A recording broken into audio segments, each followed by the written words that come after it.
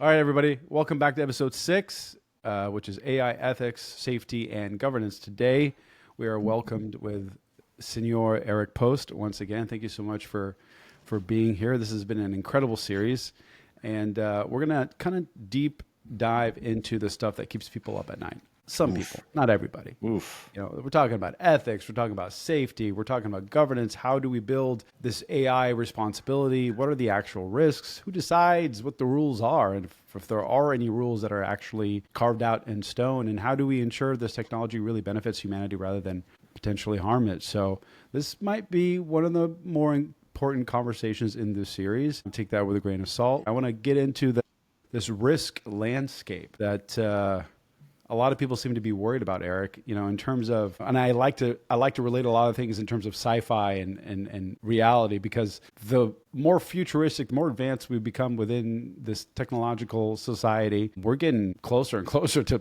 like some of these sci-fi films that we've been watching, that we grew up watching. It's bonkers, you know? So I guess short-term risks versus long-term risks, in your opinion, with the lay of the land as it is now, what do you think matters more? Should we be more concerned of these short-term today risks or tomorrow's risks? Okay. You hit me with the zinger right at the beginning. I did. You know, risks like this compound. And so when I look at risk, long-term and short-term, I think their long-term risks are a product of these little decisions that we're making today. And each decision that we're making, whether we give our rights to our likeness up to a company to form AI avatars about, we give them all of our email. We use these face apps, cloning apps, when we're really just training their models. Like, these are all little decisions that we're making as a society and as individuals. And these little 2mm changes each day actually really compound in the future. So I don't know. As I look at it, there's not too much that I could look out in the future that scares me, Mo. Mm-hmm. Because it's too far out there. Tomorrow can't touch me. But right now can. And you can see right now some of these decisions are made both by the large companies, by individuals, by small companies, you know, where they're putting their effort. And I would say that I'm actually more scared of the way people are dividing their opinions on this technology without doing the homework to have an opinion that concrete. Okay. Yeah. Yeah. So, you know, let me ask you a question. What are you scared of? What keeps you up at night about this whole thing? About AI? Yeah. Listen, I always, this is how I view life, right? So you fear the unknown. So the more that you can collect information, data towards the thing that scares you, the more comfortable you can become with it. That doesn't mean that you're going to know everything. It doesn't mean you're becoming an expert in the thing, but it becomes less anxiety driven, right? Just like when you're developing a new skill, the more reps that you've got, the more confidence that you build. So I look at it like that. From a kind of a bird's eye view, my biggest fear is really kind of the lay of the land in the next 20 to 50 years. Like, I just don't know what that's going to look like. And thinking about that today is just going to cause anxiety that's going to be tumultuous to my daily living with my family and my friends and my colleagues, which I don't see it really being any value. So I try to not think about it. Ignorance is bliss, baby. Ignorance is bliss. But factually, you know, if you do spend all of your day in tomorrow, you know, you're losing time, you know, like right now. Yep. So I get what you're saying. It's not the ignorance thing. You're just choosing, you know, to dial back your your anxiety by living in today. I got it. Listen, I defer to people like you for these answers, man. I'm like, I don't know what's going on. I need your help. Yeah, it's so funny. That's totally my bad source. I love this idea about, you know, guessing, you know, about what people are worried about or what's not people are not worried about. But factually, when you do look at history, or you do look at human psychology, or you do study, you know, sociology, or you do study any of these sorts of groups, even anthropology, you can see trends. And generally speaking, on a macro trend, yes, a swift incoming change of any sort, politics, technology, medicine, whatnot, always causes a certain divide where a certain set of the population is optimistic, you know, leans in, gets excited, and a certain segment of the population is scared, fearful, and tries to avoid the inevitable. So that's just a given state of the way people are. And so I don't want to villainize anybody for being on one side of the fence or the other. I will just say that there isn't very many bad things in life that comes from educating yourself. Like, racism and sexism and bigotry all come from ignorance, as an example, and lack of education, right? Hate is generally a cause of lack of education, right? Or lack of knowledge. And so, most all of our bad feelings come from a lack of understanding. And so the more you can understand, and that's actually how I got into this whole industry in the beginning, is because I didn't understand it. And I was like, bro, are the Terminators coming? What's happening? And if that's true, if I had this sinking feeling, I was like, oh, well, I just don't understand it. So let me lean all the way in, and here I am. We talked about in another podcast that one of my biggest fears is that so many decisions are being made by so few people. Oh, So, yeah. That's a real fear we could dive into a little bit. By the way, did you see just today what the US government announced just today? No, but I fear I'm going to get heart palpitations once you tell me. Go They're ahead. launching the Genesis mission. Okay. So basically, it's a Manhattan Project for AI. So I haven't done enough research to speak on it really in this podcast with any much detail, but I will suggest that people should go check this out. Basically, what they're saying, they're building a national AI platform on top of US supercomputers. Okay. So I'm just going to pause there and let that sink in. They're going to run AI agents and robotic labs to automate experience for biotech, critical materials, nuclear fission, fusion, space, quantum, and semiconductors. And so, this part scares me, if I'm being perfectly honest. The government wielding big, huge, powerful AI does scare me. It is important that we do have our government. If you believe in the country that you're living in, your government needs to be the winner of the race of the super intelligence race that we are racing. That is an important thing. But I am not a fan of ivory tower condensed power like this. I'm just not a fan of it in general in alien mode. I'm not a fan of condensed economic power. I'm not a fan of condensed military power, or only some people should have guns and not other people should have, right? I'm just not a fan of condensed power in some way. And this starts to freak me out a little bit because I know what it's like to go in the DMV. Have you heard these AI experts in government talk when, I forget her name, when she wasn't saying AI, she was saying A1. She was a appointed government official in charge of AI. I can't remember if it was education or which section she was. You have to look back up. But she was saying A1 instead of AI repeatedly, not as a one-time mistake, but repeatedly. She was saying A1, A1. And so A1 Steak Sauce actually did this whole marketing campaign around it. It came out the very next day, which is genius. But these are the government officials in charge of AI. And it's, come on. You can't. When they appointed Kamala Harris as the AI czar, a couple of years ago, I was like, come on, right?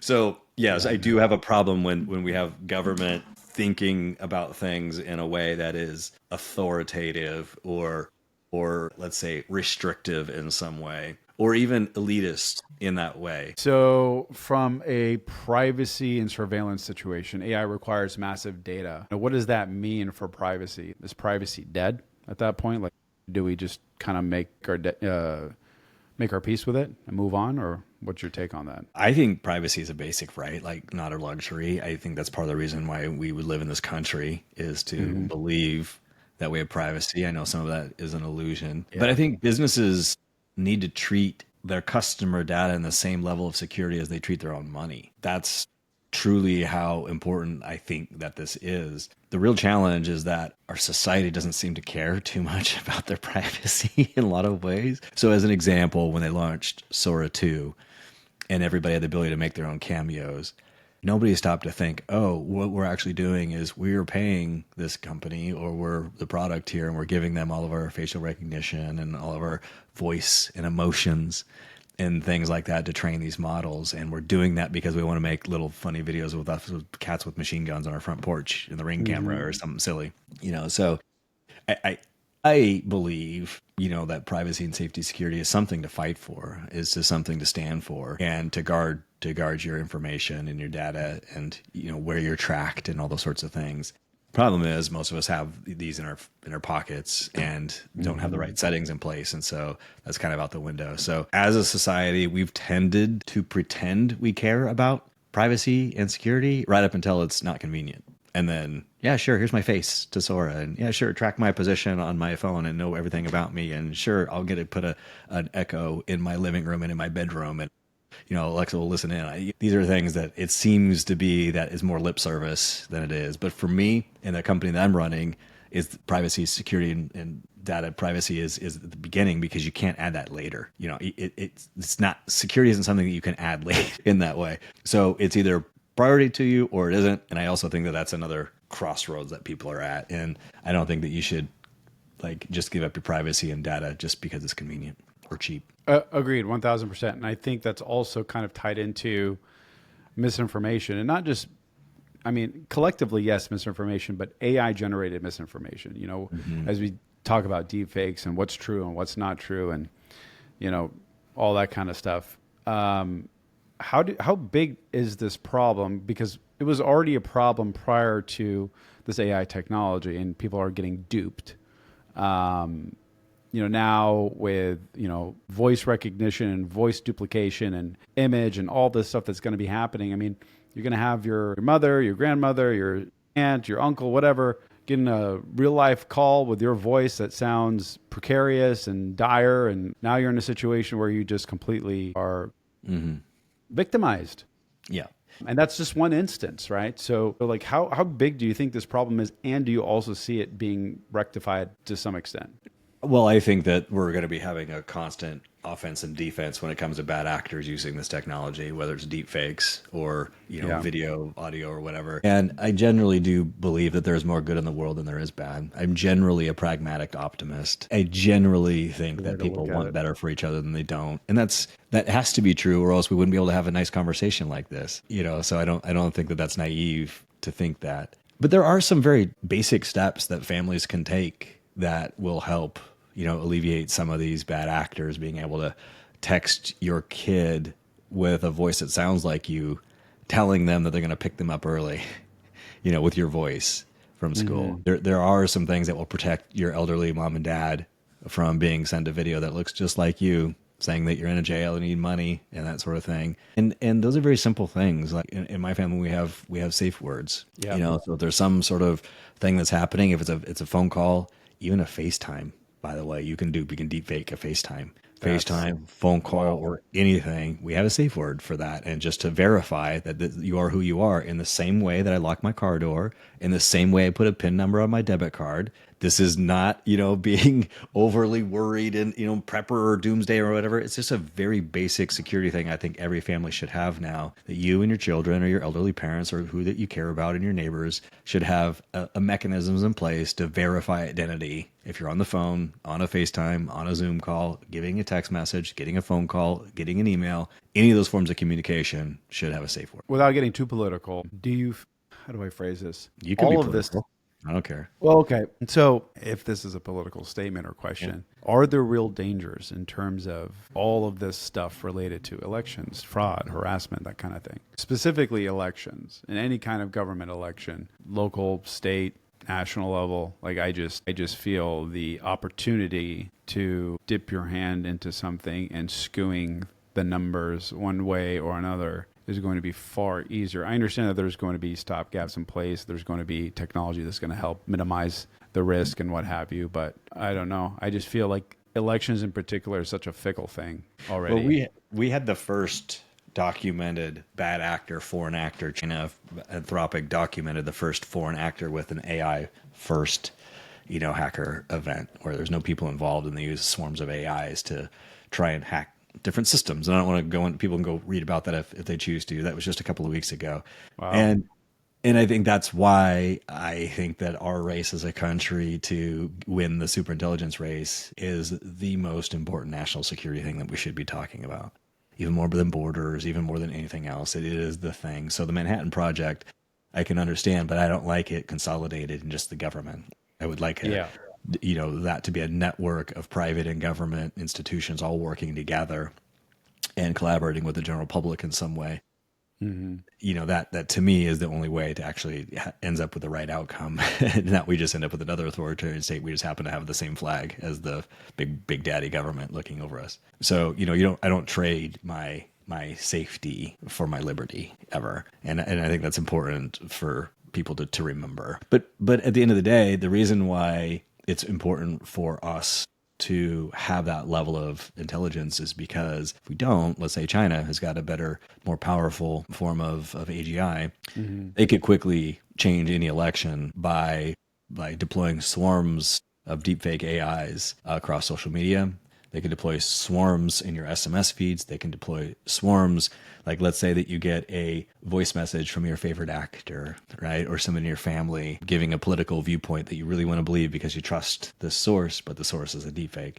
They could infect millions of people simultaneously, all telling me exactly how I want to hear it, in the tone of voice I want to hear it, who I think it needs to come from to change my opinion, to infect my mind. They could deploy that. There's swarms of that if they have enough compute, enough intelligence. If you have enough compute, enough intelligence, you can take over any power grid, any water supply station, weapons systems, communications, financial systems. These are very real threats, and it's really important that we get this right from our defensive standpoint so we can beat out bad actors, because wars today don't look like just bombs and bullets anymore. And wars today are for mind share, mind control, opinion control, narratives, right? Propaganda. These are the weapons of war today, and AI happens to make it a lot easier for these bad actors to take advantage of the minds that we aren't guided. I have my answer to this question, but based off of that, what would be your answer to how do we maintain trust and credibility then in the world Know the of bad source. actors and all this? You have to verify source. To me, source is now the most important thing. Source. It's not what does a video look like, what does it sound like. Nano Banana 2 or Pro is now out. It's indistinguishable from reality. Finally, I can say that with clear confidence. It's indistinguishable from reality. I can make you look like you're anywhere with anybody at any time, and it's indistinguishable from that. So you have to trust the source. Who made it? Who posted it? Where did it come from? And if you can't track the source or the origin, then you shouldn't trust the visual or the text or the video. You must know the source. So having a personal brand that's trusted as a business or as an individual is really powerful in today's market. But as a consumer, man, if you see something, if it's just on, let's say it's on CNN, or let's say it's on Fox, or if you don't know where it came from, you can't trust the news source. You have to find out what the source is, right? So I only follow people that I trust, that when they post something, they've done some fact checking, and then I can fact check them as well. But if I can't track the source, the origin down, it's just trash. Yeah. It's just trash. I don't take it seriously. Period. It's like traditional old school journalism, where you actually had real people, real valid information prior to all the insane craziness filled with the digital world. And it's going to take more work, and it's going to take a lot more of your brain power. But if you don't want to be duped, have you seen those funny videos? I mean, they're funny because they're silly, but like this guy, he has his grandma thinks that Grand Theft Auto is real. Have you ever seen that? Like he's playing the video Grand Theft Auto, this cop running over people on the streets and stuff, and she thinks it's real, right? Because she's so detached from what how reality, how real a video game looks. And it doesn't even look that real. Grand Theft Auto, doesn't even look that real compared to what you can make with VO 3.1 today, right? Or Sora 2. So, it's those are cute videos, but those are just giving a little glimpse into how easy it is for people to not be able to distinguish real from fake. And so, I do have a concern about that. I think of all the things, worries me with AI, that's probably right at the top of the list. Totally. Maybe that will be labeled media literacy or of some kind. Like being able to, But you know what? That's cool. When we had that talk about education, and we were talking essentially about how part of the problem with AI is that it gives wrong answers, right? And so, you're giving wrong answers. I think that's one of the best things about AI is that if you really think about it, if we're doing it, especially at a young age, you can teach discernment. You can teach children how to have their fine tune their discernment and their awareness to fact check things and to sniff out, things that don't quite smell right, look like out of place a little bit differently. And that will need that skill in the future, So the discernment part of our brains needs to get sharpened finally right now. Okay, I'm with you. Here's the question that I wanted to ask that I put towards down at the bottom of my list because I wasn't sure I was going to ask it.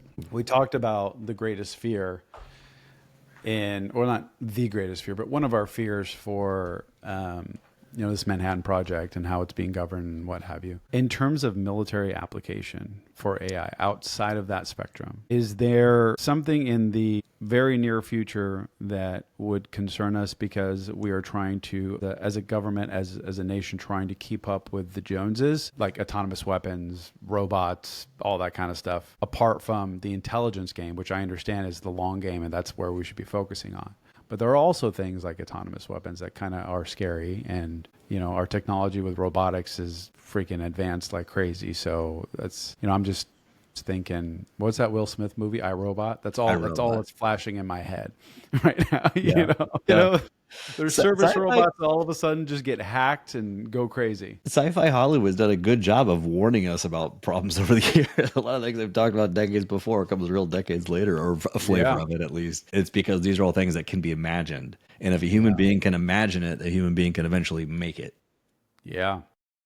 And so I there's always agree. a progression from Hollywood into reality because it's imaginable, and therefore, if it's worth doing, somebody will figure it out at some point. That's a real super interesting question. Obviously, I served in the military, but it was a long time ago, and so I'm not up to speed with the latest. I do look at it more like from the Palantir standpoint and the spying sort of standpoint.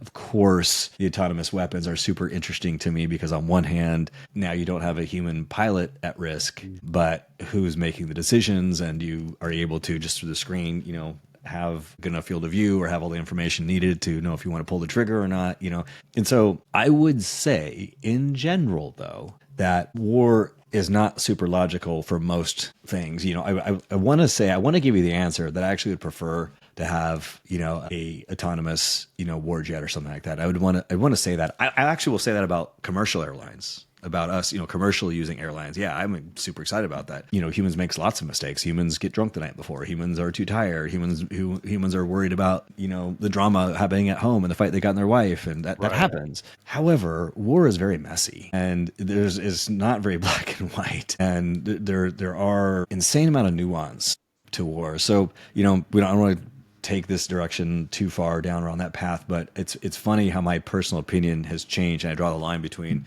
the commercial application and the military application for some of these things. And I do believe that there's a certain expertise to warfighting that I'm not sure what you can hand over yet, versus there's a certain expertise in commercialized versions of things, and I have more confidence we can hand some of those things over. The drudgery of things, not the expertise of things, but the drudgery of things. And yeah, I haven't gotten there yet with the military, to be honest. Yeah, I appreciate that answer. I was leading you to this ultimate question, which is these life and death situations. So war, medical triage, autonomous vehicles, military, all that stuff. Situations where they are literally life or death situations, whether they be commercially or military based, doesn't matter. Do you believe that there should be a level of human oversight? Today, tomorrow, in 50 years, 100 years, doesn't matter how insanely intelligent this technology becomes, and again, going back to dystopian type films, sci-fi, there's machines where you could plug in a body and Yeah. essentially save somebody's life because the technology oversees and overshadows a human's intellect.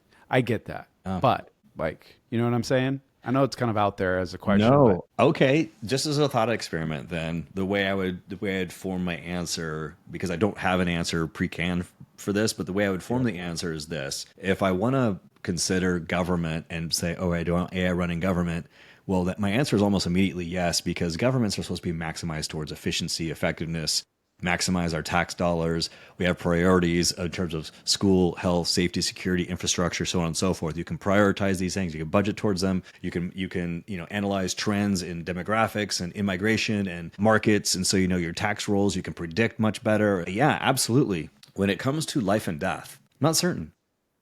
yeah. And so whether it's that's in surgery, or we do talk about autonomous driving now, and you have the kid coming out in front of the Tesla, or you've got the three kids over on the sidewalk. Which do you train the AI to go for? Like if you have to choose one or the other, what decisions do you make there? I'm not sure about those decisions, to be honest with you. I'm not sure I'm even qualified to give an opinion on that. But in terms of AI in government, in schools, jurisdictions, municipalities, yes, because those are supposed to be maximized towards efficiency. Those are not life or death.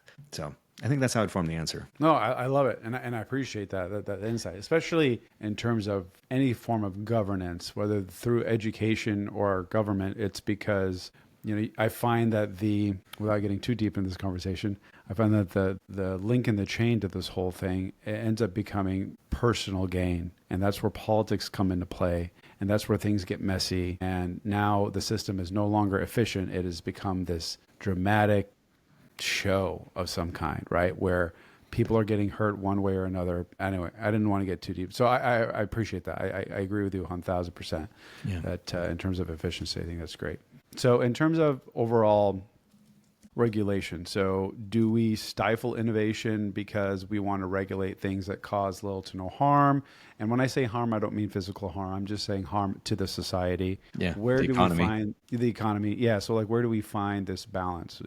Do we forego, AI regulation? Should we slow down to regulate, or do we regulate as we move? So we're just kind of adapting as things are going day by day. What's your take on that, if you have one? I've been really torn on how the government should be involved in AI regulation. There's something to be said for needing to zoom out a little bit from just our country and zoom out again into this global race that people are in.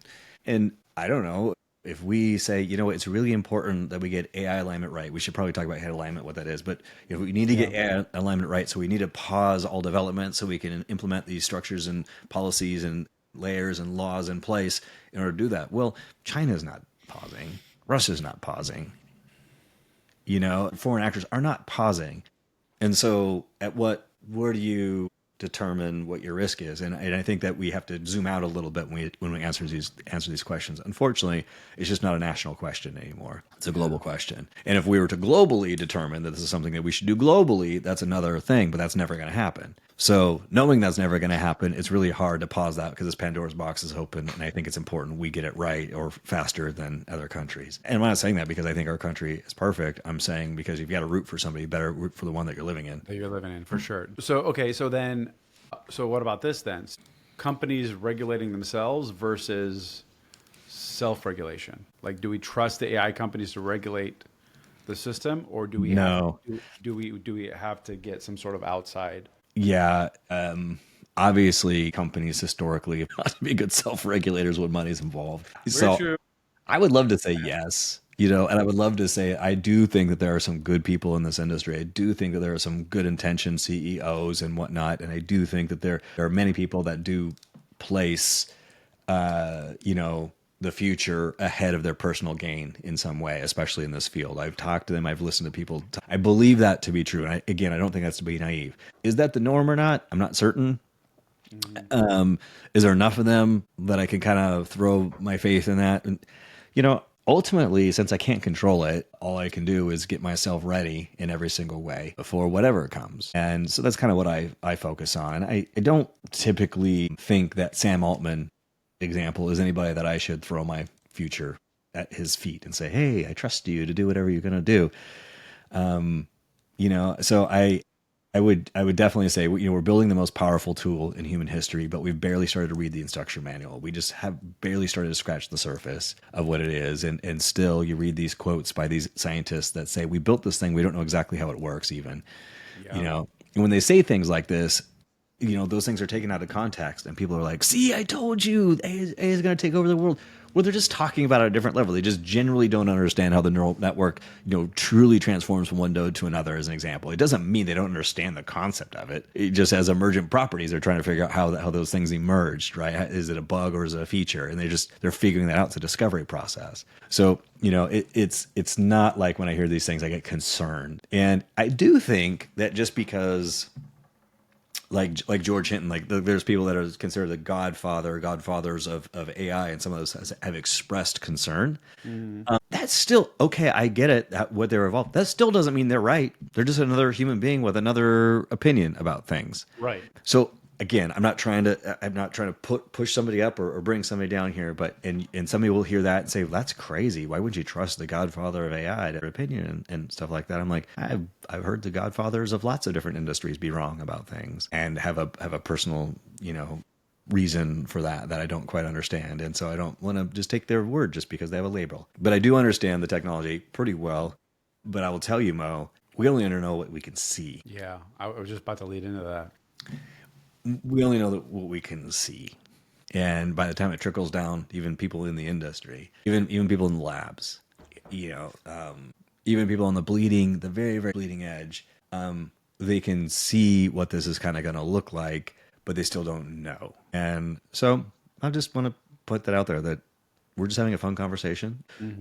And I think at the end of the day, I want people to really lean into the idea that education is their friend. Getting familiar with what this is and what this isn't is important. Not anthropomorphizing it in a certain way that gives it more virtue or value than it actually has. Understanding what a large language model in this iteration that most of us talk about AI is. You know what? While I'm on this roll, I'm going to say ChatGPT is not AI, by the way. ChatGPT is the consumer portal to use OpenAI's large language model, okay? So, but yet we're anthropomorphizing and we're mislabeling things because, okay, now I'm on a rant. Now I'm Go. Keep a thing going. here. Keep going. I'm just sipping my tea. Like BP back in the day, they're the ones that came up with the idea of the carbon footprint. You know why they did that? Is so they could offload what they were doing to the world and start getting each other to blame each other for our carbon footprints. Oh, you drive this Tahoe and Suburban, and oh, you fly? Well, then you're to blame for wrecking the ozone and the rainforest and all this kind of stuff. They did that as one of the best marketing schemes ever to offload the responsibility of what was happening to the environment as a result of oil and gas and all those things. It's not, that's the carbon footprint. The same thing is happening here. We're blaming AI for things, but we're not blaming the people in charge of building the supercomputers. And these are people. If we don't need to blame AI. We should blame the people that are building these things and making these decisions and all that kind of stuff. This is a people thing, not an AI thing, right? So there's marketing here that we have to be really careful about and directing our either our anger, our frustration, or our pride, or what's the word I'm trying to think of when I give you kudos? Right? Our commitments, right? Our props in the right direction. And so these are just, I just want to be clear, like ChatGPT is not AI. ChatGPT is a portal to OpenAI's large language model that you're using. Just to give a simple side by side, would you say the comparison would be it's like people say that ChatGPT is AI would be the same as saying like, well, electricity is a light bulb? Yeah. In essence, Sure. everyone that I've spoken to, ChatGPT to them, which is the number one thing, I think the most common large language model, people's top of mind is ChatGPT, and to them, it is AI. There is no difference in it's one or the same. So I think I really appreciate you kind of giving that explanation. Differentiator there. Yeah, and they're losing, by the way, on that race. Gemini and Claude are both taking over in terms of API tokens and consumer users, and that's fine. And I don't wish any poor thing on OpenAI. I'm just saying that it's interesting to watch them kind of try to figure out now what to do and how to monetize it. And they're trying all these different ways, and they're raising a lot more money in order to make this still happen. And the machine is getting a little bit wary. Yeah, I mean, in one instance, competition will breed the best. Right? It's just going to. But on the other instance, like if you become too desperate because you're losing the race, that's where things you start dabbling in things that maybe you shouldn't be dabbling into. You know what I'm saying? I'll give you, yeah, I for sure. Like for instance, people are releasing these agentic web browsers, like Comet as an example. Which I use now, by the way. Yeah. So just be careful about prompt injections. Yeah. You send your agentic browser out, and it hits a Reddit thread where they've injected a prompt and then it will go back and hijack your email, give the username and password and all the credentials, to this person, because they hijacked your AI that's in your browser or your files or whatever. And there's not a good way to protect yourself against that now. So when you use things like that, you should just really know what I use it sometimes too, but I really understand, what I should be using it for and what I'm not. And do I trust it? When do I have it on and when don't I, and things like that. So, yeah. I still use Brave as my primary, and then secondary would be Chrome. Oh, cool. Yeah. Cool. Yeah. Well, that's good to know, because I was about to plan to make the full switch to Comment, but I don't think I'm going to now. Yeah, I mean, I like it. One of my favorite little silly use cases for it is that when you're at a checkout and there's like a coupon code and you don't have the coupon code, just have it go find one for you. You shouldn't have to pay full price anymore. You go find a coupon code. It's better than Google, right? To find that coupon code, so you can. So one of the primary use cases I use for large, especially I use great. Perplexity the most for that. Just like I need to find, and I always find one. There's always something lingering in there.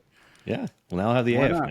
I just saved $17. Like, why did I have to pay an extra $17 for something? There you go, anyway. There you go. Exactly. All right. I appreciate this. Let's head into the rapid fire section, and I'll send you on your way. I know you got a lot of things to do running this company. So, all right. Number one, biggest AI risk right now, in your opinion? That's the question? What is the biggest AI risk right now you see? And this is AI collectively. I think us getting it. This is an interesting answer. I haven't thought about it this way before, but today, after I've been doing my journaling this morning, I think it's getting it wrong economically. Ooh. Actually, you can see what's happening in the economy and where money's being pushed around, and it's kind of the shell game from one company to the chip manufacturer to the server to like it's just a shell game here and VC money Kind of and going back and forth, right? Exchanging hands. Like yeah, and NVIDIA. everybody's looking to use AI to scale things that we already do, and that's a zero sum game. That's actually part of what's in my book. Mo, is that that's a zero sum game. That's a race. Efficiency can only be instantaneously and as cheap as free. And so when you get there, then what? And so like there needs to be some more thought about what the economic value is of AI. And it's not more chatbots, not more AI automation, not more email assistants, not more social media generators or more AI avatar creators and stuff like that. That's what everybody's exploding on. So I think that the biggest danger with AI right now is getting it wrong economically. I wouldn't have even thought that. There's just so much. The market is so saturated with the same stuff. Yeah, Just different skin. I think it's capitalism connected to the AI gold rush, connected to a laziness approach, and connected to a short-minded view on the whole thing. That ingredient mix right there, I think, is the biggest threat currently. I appreciate that. That made me think something different. Okay, should powerful AI be open source or closed source? I am a big fan of open source, right? Open weights, I think it's important. As a company, I think it's important for these companies to make money. And so you don't have to disclose like all of your weights and whatnot, but when you open source something, I do think that that is important. I think the only way to really protect all of us is to have democratized access to AIs, and that will ensure that there's no condensed, when you give somebody really that much power in a small number of people, it doesn't matter how good you are. It's always proven historically to end up poorly for the group. So yeah, open source, buddy. Wonderful. This is a philosophical question, completely personal to you and you alone. So answer however you wish. Do you believe that AI in general will be a net positive or a net negative for humanity? 100% net positive.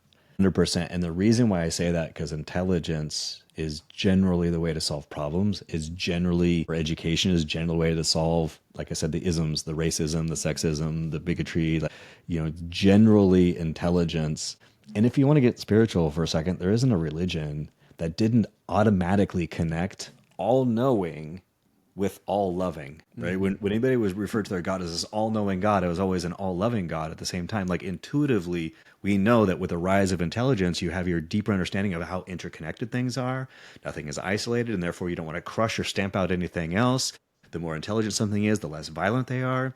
There's just we just intuitively know that. We've known that even before we had electricity, that all knowing and all loving, generally we can sense that that's a good thing to be all knowing. It's when you don't know something is when you have fear or hate that you run up against that ceiling is when you generally lash out in certain ways. So the more intelligent an organization, a community, an institution, a government is, generally they're going to be more benevolent and more loving and more kind and more effective and everything. So I generally think it's going to be net positive. Awesome.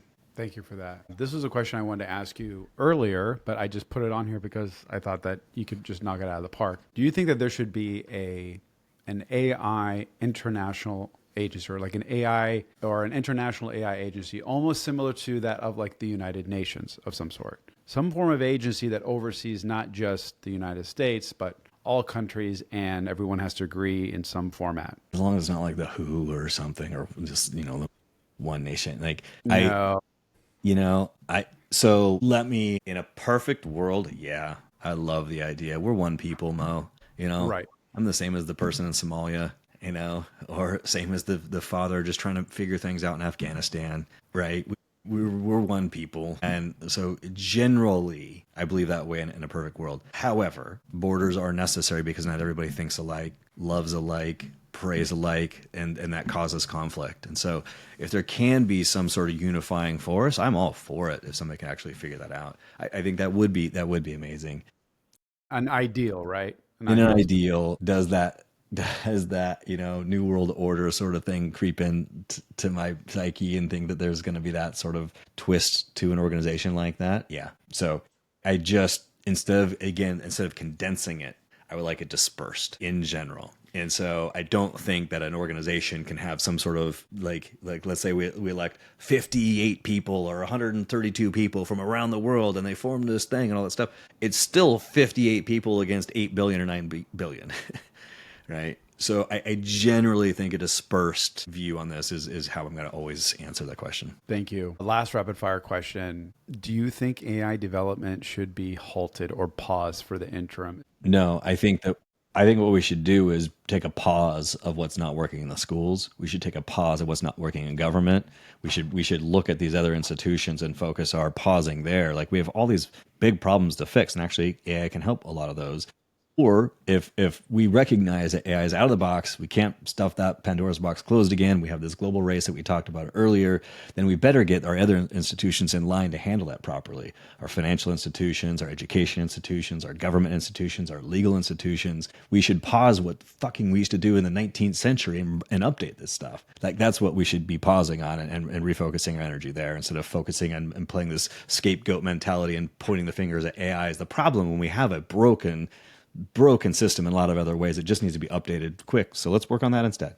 Thank you for that. I think that's important to consider because we tend to shift our focus on things that we don't need to be focusing on and really focus on the things that have been a big issue for a long time. And I know how important the education system is to you and to me. We've had this discussion in the last episode, but so many people are just focusing on the wrong thing because we're distracted or things become elusive due to some form of media manipulation, right? It's what is the narrative that you're going to be shown today? And here you go. Now this is your focal point instead of just actually thinking for yourself and do your own research and really thinking about what matters to your life. Anyways, here comes Luna wanting to chime in the last minute. There's a certain courage that's necessary, I think, today, and I'm trying to embody it just as well. I forget the philosopher that said this or the psychiatrist, Molo, something like that. I can look it up after the show, but basically that the opposite of courage is conformity, actually.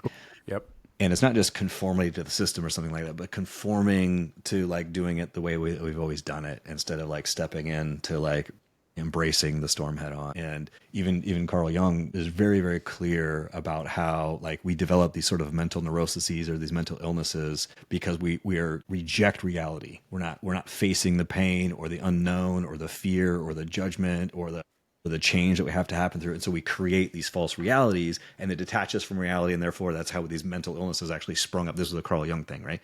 We do that as a society too. We tend to like shield ourselves from what needs to be addressed, as an example, like the education system, because we have this new scapegoat that we can villainize over here. And so we come up with this mental illness sort of thing and this psychosis around something that is not even true. Meanwhile, we just got a big skeleton in the closet over here. We're pretending like it's not real. So that's where I think of this whole thing as well. Again, I'm not judging anybody. We're all human beings. I just think that if we have more awareness, like, oh yeah, we do tend to do this, then maybe we can make a different change. Maybe we can make a different choice. But I think it's Marsha Lineman. I mean, she basically said pain plus non-acceptance is suffering, right? So, but pain plus acceptance equals healing. So whatever this pain is, this unknown, this economic divide, there's something with AI, we have to have an acceptance to avoid the suffering. It's the non-acceptance of reality, of whatever the reality thing is, that equals our suffering. And that's what we have to get through, especially with this topic. So it's just a very simple, elegant formula. You can look it up. It's not my work. It's Marsha Lineman's, but it's a very simple formula. And it's really, really true. And we can see that when it comes to things like topics like AI even. And so I don't know. That's why I don't think a lot of these conversations are just about AI. A lot of these are human psychology questions. AI is not building AI. We are. We're not. Yep. AI is not training AI. We are. We're coding it. We're in charge here. So at least for now. At least for now. I appreciate you. I appreciate you so much for always being so insightful and coming from a place of, I don't know, and I don't have all the answers, but this is what I've got. And, I think a lot of people can appreciate that and respect that. What people can take away from this conversation, whether to be optimistic or pessimistic about AI and where we stand from an ethical, moral standpoint, I truly hope that they do have the opportunity to think for themselves, and maybe this episode leads them to new rabbit holes. I don't know. So what's next in this series? We're excited for next week's episode, and we thank you so much, Eric, for being here, and thank you to all of our listeners. We'll see you next one. Take care. See you then.